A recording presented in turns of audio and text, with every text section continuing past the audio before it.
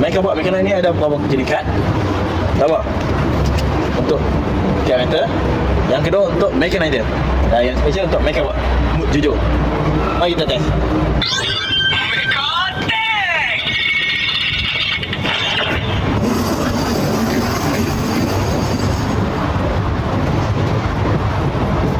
Kejujuran.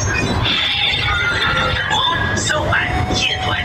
Ada apa-apa saya boleh bantu? Ya, mereka buat.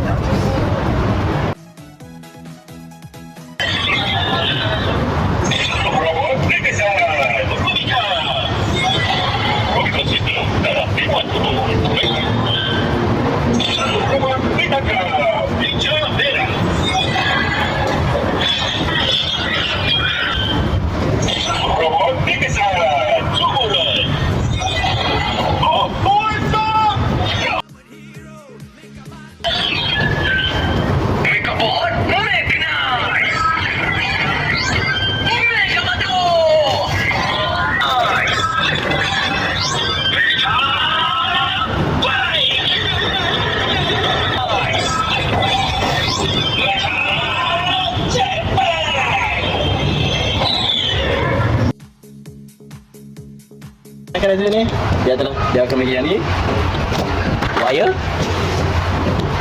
Satu 50 kad mekanik, 50 kad 10 kad hollow yang keras tu yang bersinar,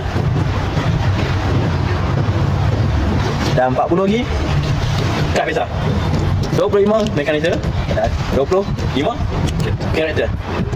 Kita akan jumpa di review akan datang, masa yang akan datang, ataupun video-video yang sayang lain. Jumpa lagi. Mau tahu cara ni?